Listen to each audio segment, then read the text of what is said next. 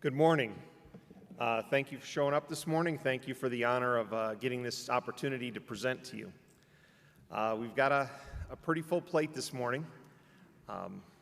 Get our presentation going here. There we go. Fire behavior and fire ground construction. Over the past decade or so, the fire research community has discovered some things that the old fires are a little bit different than the new fires in terms of timing, in terms of heat release rate, the amount of energy that they give off, in terms of the speed with which they generate that high heat release rate. And we found that they're a function of a lot of different things in the fire ground that impact you. Building construction has changed dramatically since the 1960s.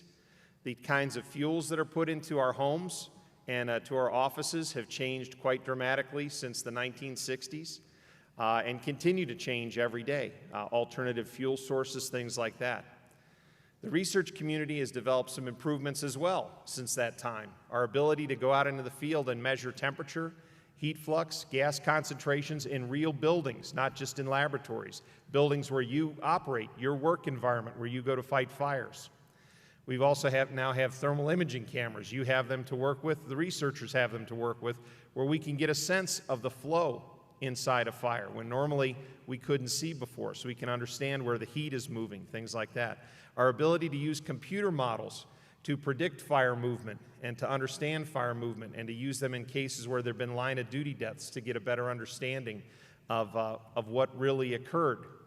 All this comes down to the fact of maybe the tactics need to change.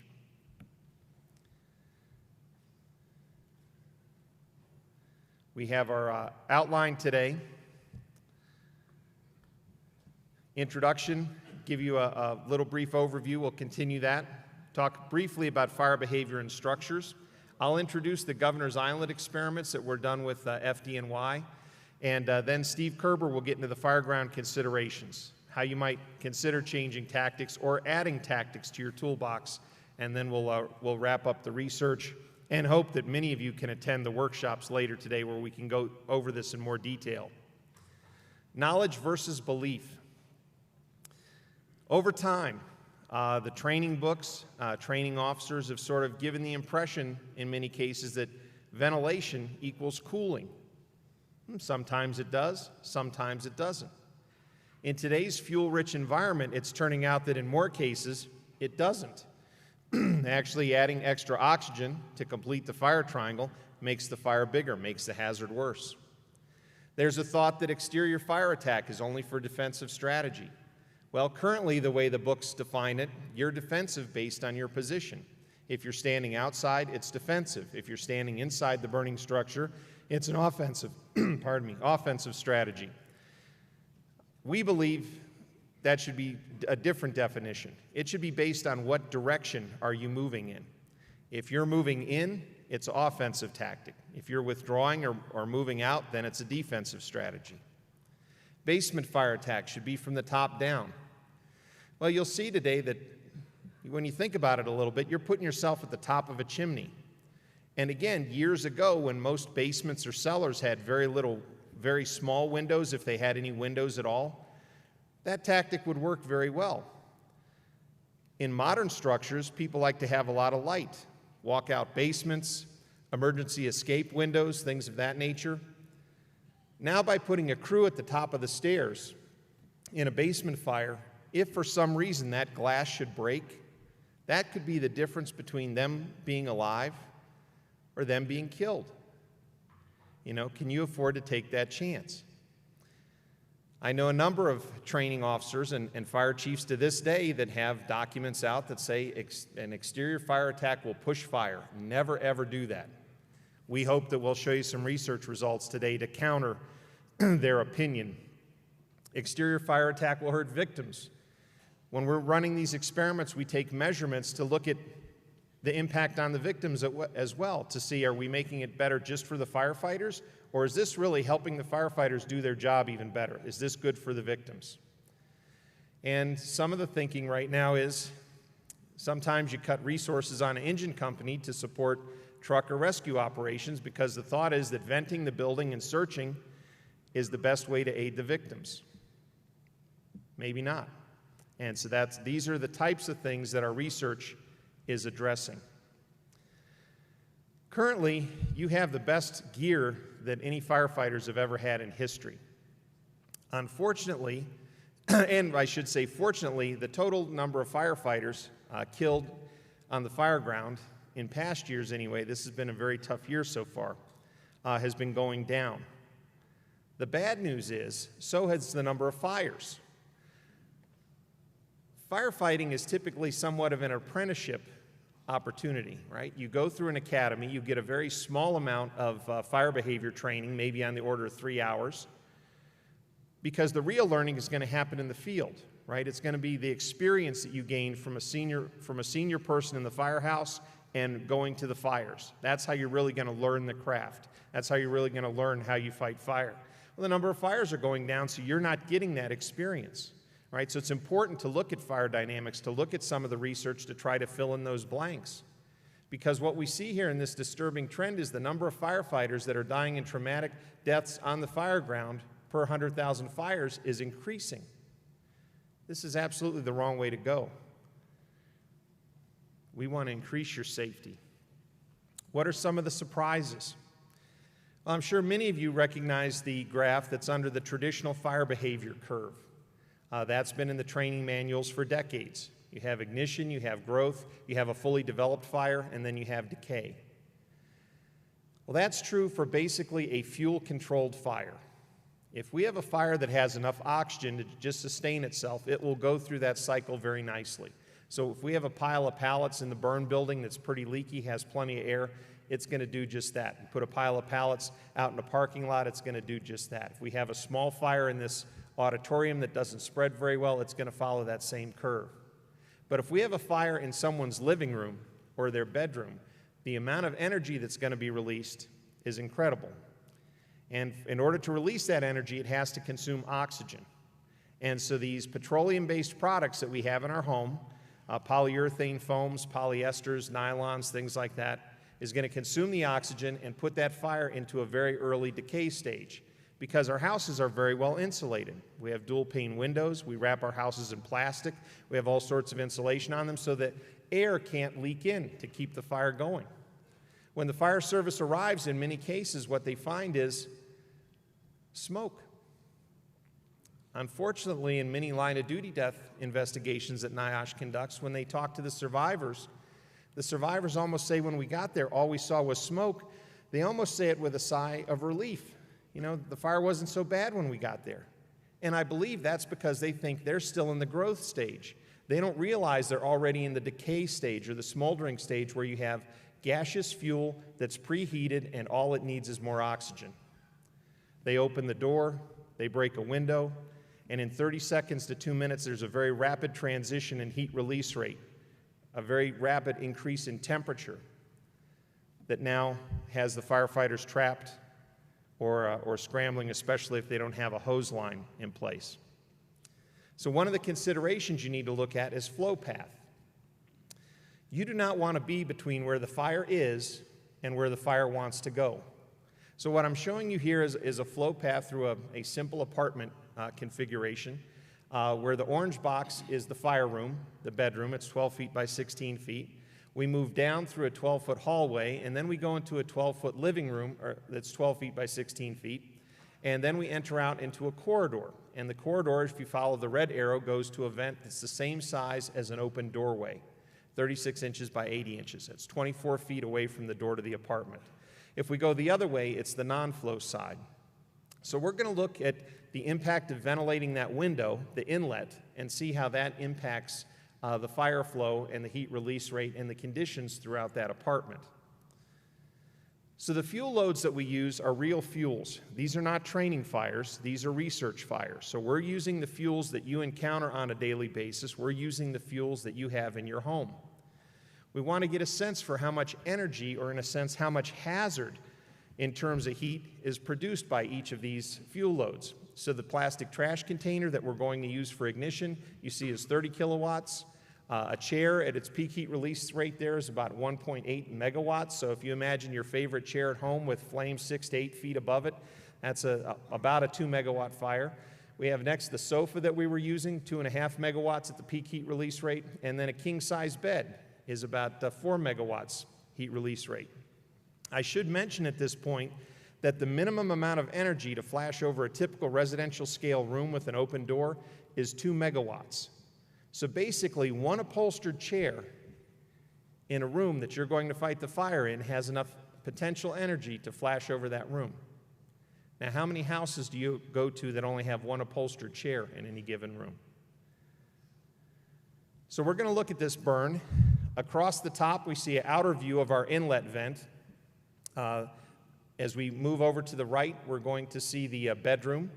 We see our area of origin. You see the smoke plume going up and impinging on the ceiling. We next have a view in the corridor where we see our ceiling vent. And then we have a thermal imaging camera view that's looking across the open doorway from the apartment into the hallway. If you look at that thermal imaging camera view now, you'll just start to see a little bit of heat flowing out of the apartment doorway into the corridor. As we go across the bottom, we see the living room. It already has a smoke layer in it. We're 2.5 minutes after ignition. That smoke layer is building in the living room. And then the last two images on the bottom is a video image and a thermal imaging camera view of the target room. That doorway opens into the hallway. Right now, if you look at the thermal imaging camera view in the corridor, that should be typical firefighting conditions. Hot gases over your head, cool air that your gear is designed to work with below until that vent is made. And then you see we transition from a hot layer environment, cool environment in that hallway to heat floor to ceiling, moving at a very high rate of velocity. You'll notice that in the window we have pulsing in our inlet vent, we have bidirectional flow, hot gases going out the top, and fresh oxygen being entrained inside. And you see that we just failed the hollow core door in the target room a little before 6 minutes.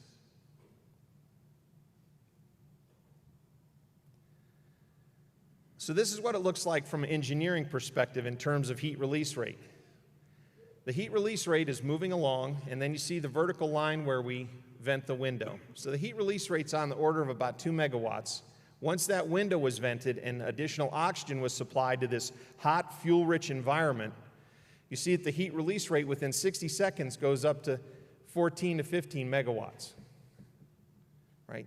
What's your hose stream choice for a 2 megawatt fire versus a 15 megawatt fire?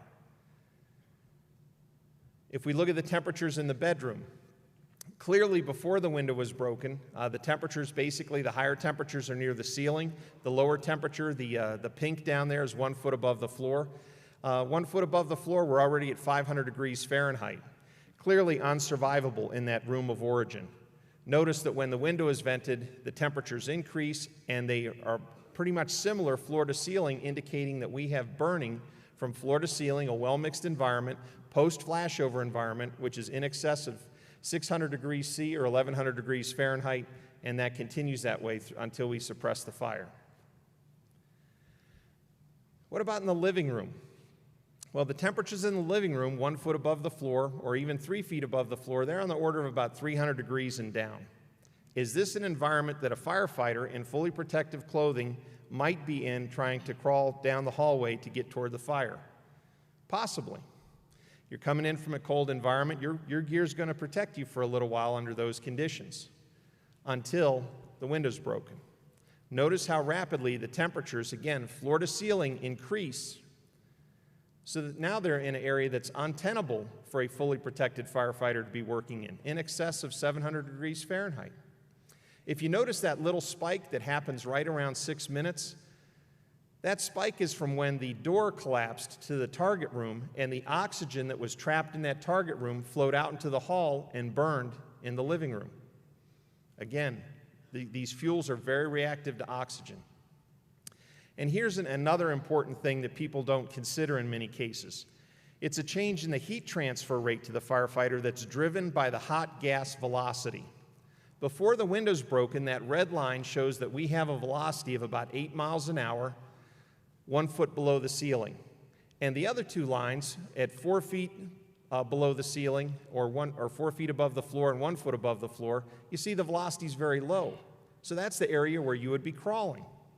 Once the window's broken, you see that the velocity floor to ceiling increases. And as a result, the heat transfer rate, so not only is the temperature increasing at that location, but because it's a well-mixed hot gas that's moving over you with velocity, just like a hairdryer, if you turn a hairdryer and put it on high speed, it transfers more energy.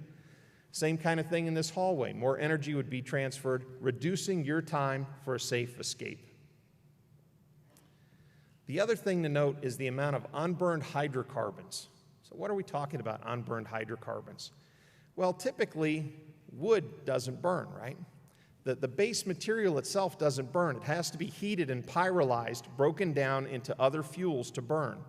So if we pyrolyze wood, like in your flashover container, what kind of fuels are in there that are going to burn? Well, they're fuels like methane, recognizable fuels like acetylene that are in that hot gas layer, in addition to soot particles and many other components. So what you see here is that even with the window broken, even with all the energy that's being released, even with all that incredible amount of hazard that's there, we still have 12% unburned gaseous hydrocarbon in the hot gas layer in the living room, the red line. What that means is if you were to vent the living room again, open a window, more flame would come out. If you were to make a ceiling vent, more flame would come out, the fire would get bigger. If you can entrain more oxygen, the fire is going to get bigger because you still have an excess of fuel. So the idea that just because the fire is vented in one place does not mean it's safe to enter and that the heat is always going to go away from you. So what we found, the fuel loads have changed. Synthetic fuels have a tendency to burn faster and generate more unburned hydrocarbons. The building construction has changed. You have the lightweight construction.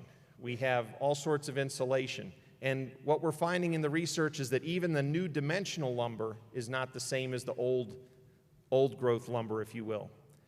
And fire behavior is now better understood so that we can get a better feel to pass this information along to you and translate it into tactics. So this decades of research basically all came together last summer with the fire department in New York City on Governor's Island, where we had an opportunity to burn a number of townhouses. And the idea there was to see all these things that have been done at the lab at UL, in the labs at NIST, and in other acquired structures, could we bring them all together to have a fire department implement them and see how it would work? Sort of look at the current practice and compare it to the new practice. Looking at controlling ventilation and flow paths to reduce the occurrence of a ventilation-induced flashover. Examine the use of exterior fire attack to reduce firefighter exposures to high thermal conditions, and look at how all this would impact the tenability of any victims that were viable. So we have these row homes. Again, they were left in quite good conditions. So they were identical. We had a 4-bedroom unit, and if you look at the 4-bedroom unit on the right, there's 2 bedrooms upstairs.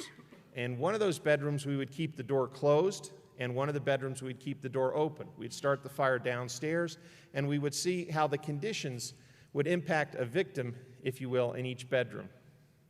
Again, we're furnishing the houses with real fuels.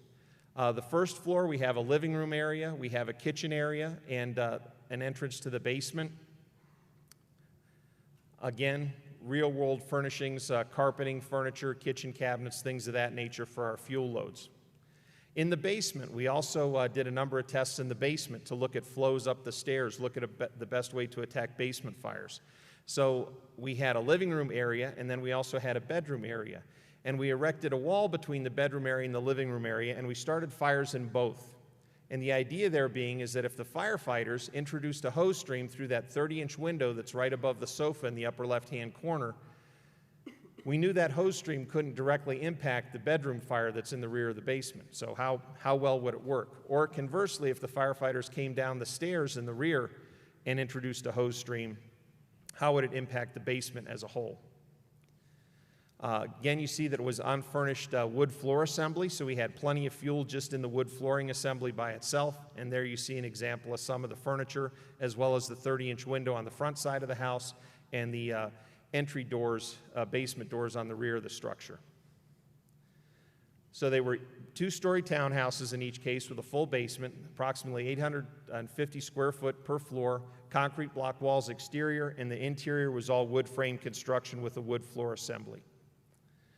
Our fuel load, Again, our fuel was real furniture, polyurethane foam, polyester, and as we looked at some of the tags, just like the tags on the furniture that you have in your house, it says that it's highly flammable. You know, keep cigarettes, keep ignition sources away from it. So we have wood, polyurethane, polyester, and fabric. And then the real key that we bring to the table here is having a tremendous amount of instrumentation. So we have instrumentation on the doorway, bidirectional probes. We have them on the windows so that we can tell when the hot gases are flowing out or in and what part of the doorway they're flowing in and what temperature they are. We have thermocouples throughout the structure to measure the gas temperature, to see what the temperatures are in the bedroom, what the temperatures are in the basement and the living room, all throughout the structure. So we have hundreds of data channels installed. We have thermocouple arrays and heat flux sensors basically located where a firefighter's head would be, about 3 feet above the floor at the top of the stairs and in various locations in the structure, to see what the impact would be on a firefighter that's moving in that area. We have gas analyzers where we're measuring oxygen concentration, CO and CO2 in the bedrooms to look at the viability and the impact that the tactics and the fire are having on any victims that might be trapped in the bedroom. We bring it all together, and last but not least, of course, is a series of videos. So with that, I'll turn it over to Steve Kerber, and he'll show you some of our results. Thanks, Dan. So as you can see, with that amount of instrumentation, we're getting hundreds of hours of video from every different view in the structure. We're getting millions and millions of data points. So what do we do with all that? Well, we work with firefighters of all levels, of all different types of departments from across the country, many of which are your members. And we try and boil it down to, what does that mean to the street level firefighter? What does this mean to tactics? What can we learn here and how can we apply it? And so we're going to go through some of the common tactics that you might use on the fire ground. The first one is a vent, enter, isolate search operation. Here, adding the I to VEIS, emphasizing the isolation of that room that you're entering to understand the importance of cutting it off from the flow path. And what you're looking at here is a fire in the first floor living room. And as Dan mentioned, we have one open bedroom and one closed bedroom on the second floor. We're going to have the tower ladder go ahead and take the open bedroom, and you'll see that you don't get much flow out of that open bedroom. They reposition over to the bedroom with the open door, so it's now in the flow path, and you're going to see a very different result. You're going to see hot gases flowing from a high pressure to a low pressure, which is that window that got vented.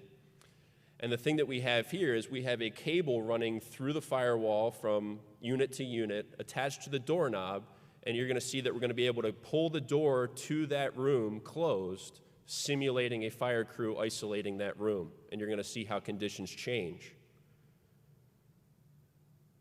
So figure they're making entry at this point, they're getting to that door, and you're going to see once that becomes isolated, the smoke in that room lifts, it becomes searchable, you gain visibility, and more importantly, you stop the impact of cool air in low, hot gases out high. So we can boil that down into this simple figure right here. We're looking at the change in flows and the change in temperatures throughout the structure. And you can see that as you have that flow path through the open bedroom, temperatures increase dramatically. You've got, once that window's taken, you've got temperatures in the floor of the bedroom increase from 170 to 250. You get a 15 mile per hour flow through that window. Ceiling temperatures increase from 350 to 650, creating an environment that is not survivable for very long. And now we look at the impact of closing the door. You see that the flow goes from at the moment right before the door was closed to the moment right after the door is closed. You go from a 12-mile-an-hour flow to no flow. You've got ceiling temperatures that drop from 450 to 150, and temperatures at the floor that go from 170 to 120. So clearly, you're greatly improving the environment in that room simply by closing the door.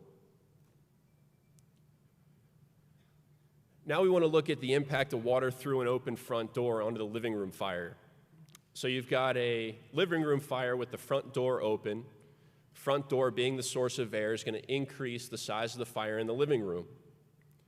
And what we're trying to show here is the concept of not putting water on smoke is very dangerous these days. If you wait until you see fire, until you open up your hose line, in a situation like this, you're crawling under into the flow path, and you're putting yourself between where the fire is and where the fire wants to go.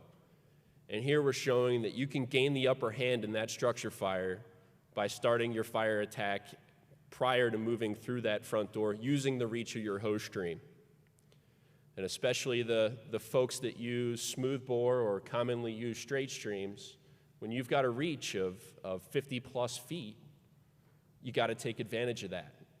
And to be right on top of the fire to begin to affect the fire is not the best solution, because you may never see fire, but those hot gases over your head in excess of 1,000 degrees can go ahead and actually light up behind you because they're moving to where they're finding the source of air to burn.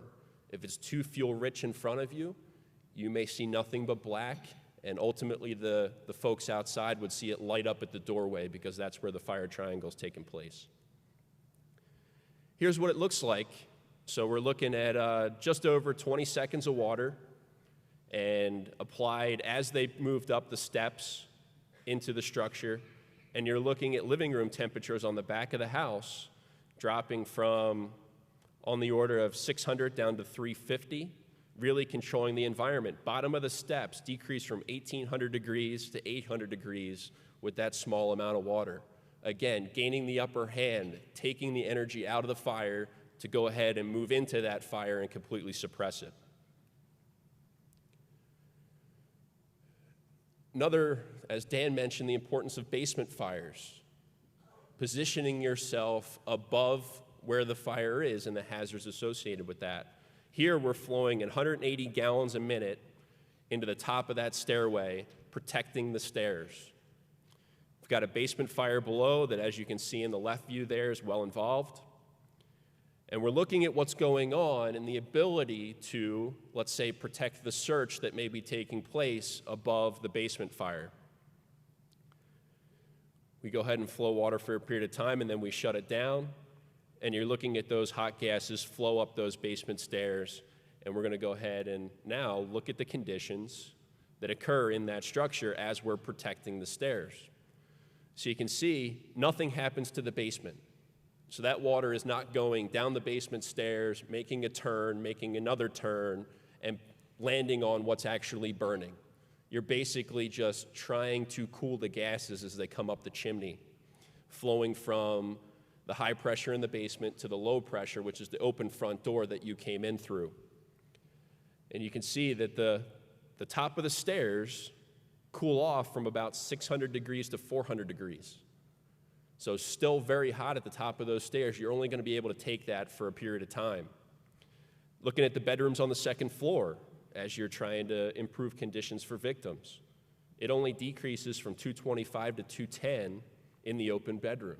So you're not having a huge impact up there. And of course, the basement is continuing to burn. Another thing we saw here, which was concerning because we saw it multiple times, was the path of fire travel from the basement to the first floor in all of the experiments we did was never through the interior stairwell. Hot gases came up through the interior stairwell. However, the fire spread was through the pipe chases in the kitchen, into the kitchen cabinets, and it ultimately flashed over the kitchen and collapsed the kitchen floor. So if you can get tunnel vision and think that I need to put all my resources to protecting the top of those stairs, you can quickly get caught off guard as that fire is moving up in the structure and possibly even behind you through penetrations in the floor. That was really important in this case because the path from the front door to put yourself in a position to protect the stairs would place that kitchen and that collapse zone pretty much in your egress path as well as your path inward. So you can put yourself in a very dangerous position. Getting above a fire burning uncontrollably provides both the collapse hazard as well as the flow path hazard that you're putting yourself in the chimney, as Dan described earlier. So we can look at alternatives. If you show up to a structure like this where you've got fire showing from the A side, a well-involved basement, what we're looking at is the conditions on the front of the structure, the flow path established through the front door, and now we're going to go ahead and flow, in this case, a smooth bore flowing 180 gallons a minute into that basement window. And we're watching the thermal imaging view at the top of the stairs and looking for that push of heat that's thought to occur. And what we saw was that the knocking down of the source of the fire, taking the energy out of the fire, actually didn't allow for a huge burst of heat to come up through that basement stairway. So the thought of pushing the fire up from the basement to the first floor or further endangering crews in several scenarios of applying water in the window, applying water in the walkout on the back, we didn't see it. So here's what those temperatures look like. Remember previously when we were protecting the stairs, we cooled the top of the stairs from 600 to 400. In this case, they quickly cooled from 600 to 200. Taking the heat out of the basement, went from 1,200 degrees to 400 degrees in the basement. So you totally take away the source of the problem. And then you can see upstairs in the bedrooms, cooled from 225 to 190. Was more effective than the hose line flowing at the top of the stairs. And ultimately, you create a condition in the basement where if there was a collapse hazard, you're falling into, it's going to be a hot environment, but it's a hot, wet environment, and it's not a well-involved fire that you may potentially be falling into. Well, if it works in the basement, what about giving the fire a quick hit in the second floor window prior to moving in? Possibly being a seamless operation as you're walking up, you give it 10 seconds of water as you're moving in, and then you go in and finish it off. We're looking at the conditions that occur downstream. And one of the things you'll see here, which we found out, is if you rapidly move a smoothbore nozzle around, you can create a fog pattern. And if it's your intent to have the hot gases that are flowing out of that second floor to continue to flow out of that second floor, it's important that you slowly move that stream so you don't break it up and entrain a whole bunch of air. So even though this stream was applied not optimally, we still got fairly good results. So we're looking at taking a bedroom fire in excess of 1,000 degrees down to 200 degrees at the ceiling. And really where we were focused was in the hallway right outside that bedroom. Are we going to push a huge amount of heat that if there was a victim laying in that hallway that we would place them in further danger? And what we saw was the ceiling temperatures dropped from 900 to 200. And at the floor, if someone was laying on the floor, there was a modest increase of 100 degrees to 120 degrees. But if you look at taking the amount of energy that they'd be subjected to from that hot upper gas layer, clearly the benefit of cooling that off is tremendous. We also wanted to look at vertical ventilation. So we wanted to look at a fire on the first floor living room that you can see in the top right view there. Open front door, so the fire is moving towards the source of oxygen on the front door, and we're going to go ahead and open up a roughly 4x4 hole at the top of the stairwell. The thought being, you vertically ventilate, it lifts the smoke off the first floor, and it cools things down. And you can see that once that vent was opened, more air is able to be drawn through that front door, increasing the size of that living room fire, and actually flashing it over, pulling it towards the front of the structure, and making very bad conditions upstairs. Then we went ahead and we closed the front door to take away the air inlet, just allow the vent to be an outlet. And we'll show you what that did to conditions. But again, it's the traditional, if I can open up high, venting equals cooling and things are going to get a lot better. Well, the caveat there is if you have a ventilation-limited fire, not necessarily. Water gets applied from the front, and you can see that it actually knocks down the fire completely in the rear of the structure by taking the burning gases away. essentially transitioning it from a ventilation-limited fire to a fuel-limited fire. So here's what that looks like, looking at the impact of door control. So if we have that vertical vent made and we control the front door, limit the fresh air going in, the bottom of the stairs slightly increase because we took away that fresh source of air. However, the top of the stairs drops by hundreds of degrees. The living room went from 1,700 to 1,200, 1,300 to 750. So by choking that fire, slows it down, allows your vertical vent to work a little more, and ultimately, once the water goes on the fire and you gain the upper hand, which means you're letting more out than that fire can create, things get better very quickly. So it's all about timing. It's not that vertical ventilation always makes things worse. Absolutely not. But if you time it and coordinate it with your suppression, it's going to make things better very quickly. Here's what happens when you apply that water.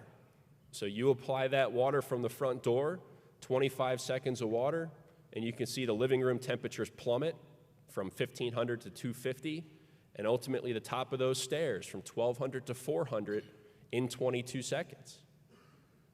So you're allowing that vertical vent to do what you intended to do, not just allowing fresh air in. You take the heart of the fire away, and your vertical vent will work for you very well.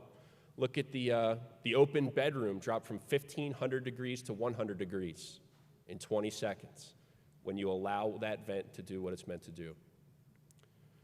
So we've thrown a lot at you. I want to wrap it up real quick and talk about the key points. And so all the experiments were consistent with what we've seen in previous research. At this point, we're in the hundreds of full-scale fires that we've seen the same themes over and over again with controlling the air and applying water. And increasing ventilation needs to be well-timed in order to work for you. Flow paths are very important. Understanding where you are in between where the fire is and where the fire wants to go, and understanding that you've got two levers you can pull. You can control the air, or you can apply water to make it safe to be in that area. Exterior fire attack. Starting your attack as you move in or prior to moving in, implementing an offensive strategy, moving in to finish the fire off. You can't just sit at a window and flow water and expect the problem to go away. You want to give it a quick shot, you want to gain the upper hand, you want to make it safe for your crew to move in, and you want to move in and you want to finish it off. And again, we saw this over and over and over again, and in a lot of places this isn't new, regardless of what you call it, whether it's transitional attack, blitz attack, quick water, softening the target, there's a million names for it. What we want you to understand is what's going on with the fire dynamics when that takes place. Use the reach of your stream, don't be directly underneath the problem. Impact on building occupants. We see this over and over again, that taking the heart of the problem away makes things better throughout the structure. And ultimately, we're looking at this to be implemented as your crews see fit, see how it impacts your standard operating procedures, add tools to the toolbox, make you think critically as to what you see on the fire ground and piece the whole thing together. It may not just be one point of view that's telling the whole story.